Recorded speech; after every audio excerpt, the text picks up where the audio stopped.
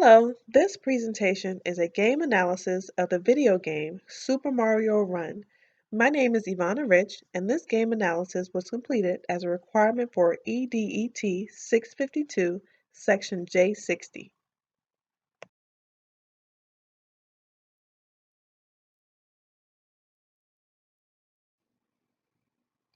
The presentation will begin with an analysis of motivation theory characteristics.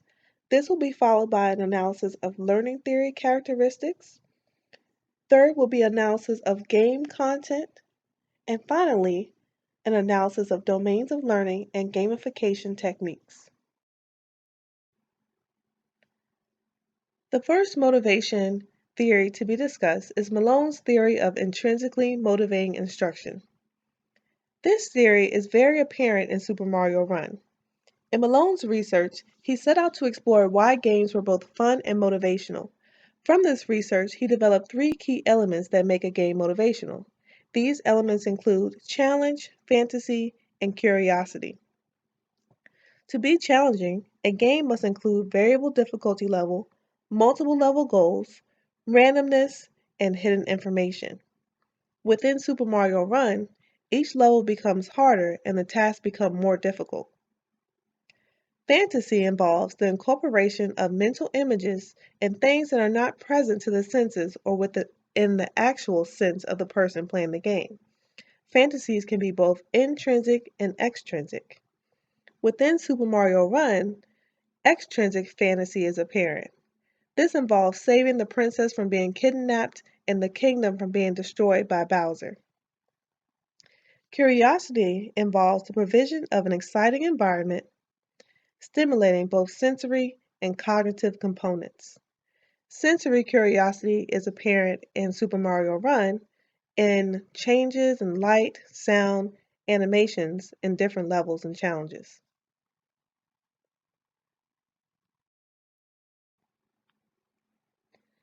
The next motivation theory that I will discuss is the taxonomy of intrinsic motivation.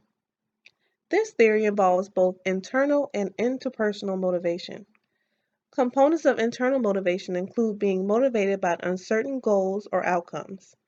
In Super Mario Run, the player is motivated by the potential to earn coins and the opportunity to advance to the next level of the game.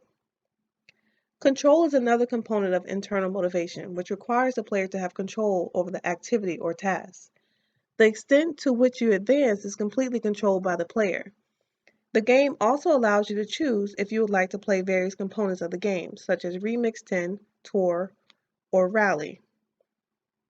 On the side of interpersonal motivation, there are three main components. These include cooperation, competition, and recognition. Cooperation involves players working together to achieve a common goal. In Super Mario Run, Mario teams up with Toad and his clan of Toads to rebuild the kingdom and locate the princess. The component of competition, or competition with another player to achieve a common goal, is apparent in the Toad rallies. In the Toad rallies, Mario competes against Toad in a coin chase to rally support for his new kingdom. The player who collects the most coins and exhibits the most impressive moves will win the rally and win the support of additional Toads. The game also allows you to invite other players to compete against you in this challenge. Recognition is the final component of interpersonal motivation, in which success or achievement is displayed for others to see.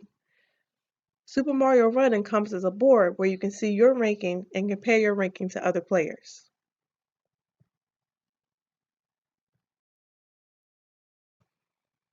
The third motivation theory that I will discuss is the ARC's model of motivation. All four components of the ARC's model of motivation are represented in Super Mario Run. The game encompasses a storyline which introduces and engages the players in the game. The storyline directly relates to the goals of the game and the purpose for completing the tasks established at each level. The game provides an interactive tutorial in which the player can learn the various controls of the game and practice in order to become prepared to confidently take on each task. The goals and purpose of the game, saving the princess and rebuilding the kingdom, give the player the satisfaction that their hard work has purpose.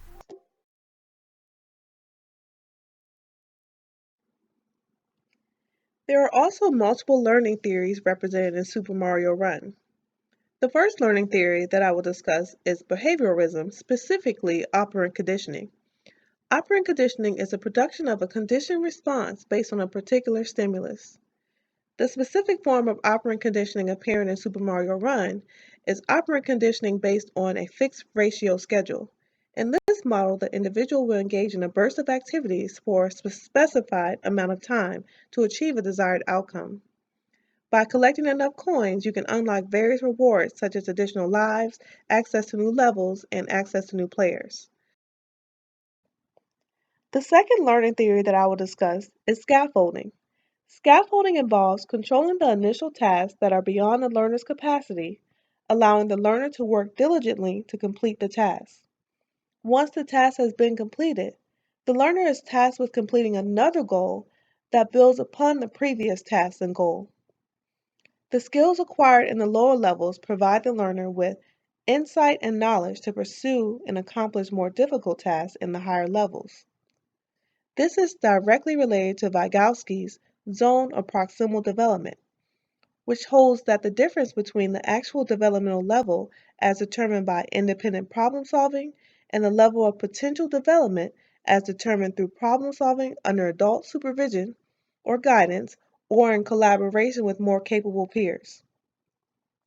In Super Mario Run, in Level 1, Toad accompanies Mario through Level 1, providing him with feedback on how to jump, feedback on how to collect coins, and feedback on how to earn rewards.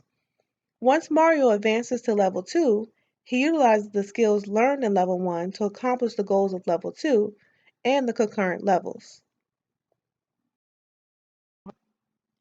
Flow is another learning theory that's apparent in Super Mario Run.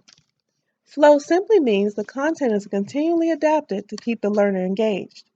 Within gaming, the system adapts the challenge level to fit the skill level of the player. In Super Mario Run, when you master one level, the system advances you to the next level, which is more difficult. Once you have shown mastery at that difficulty level, you are then advanced again. Therefore, you are continually engaged through a balance of tasks situated to meet your skill level. Now I will shift the discussion to game content. There are multiple components ingrained into the game content of Super Mario Run. One component of Super Mario Run's game content is problem solving. Problem solving involves using higher level problem solving skills to find solutions to challenges in order to advance to the next level. This process combines the use of higher order thinking to solve complex issues. This includes mastering game resources and learning how to leverage additional resources. Within Super Mario Run, the player must learn how to manage their coins earned during the levels. At the end of each level or challenge, the game gives you options. You can either put away or save your coins, or shop for new structures to build a new kingdom. Therefore, the player must be strategic in managing the resources earned. Strategic thinking is another component that is required of Super Mario Run. You must plan how you can achieve the goals set forth by the game.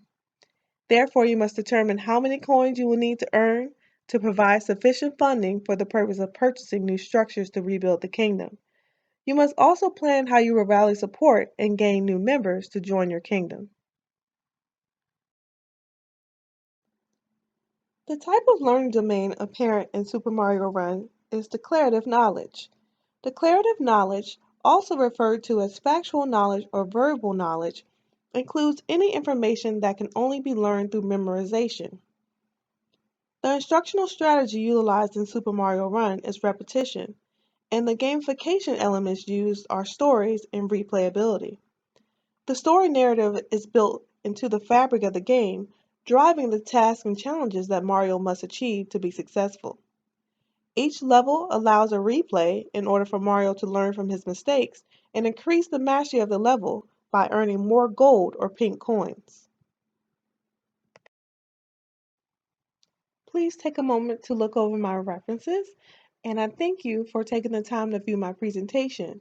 I hope you will consider playing Super Mario Run.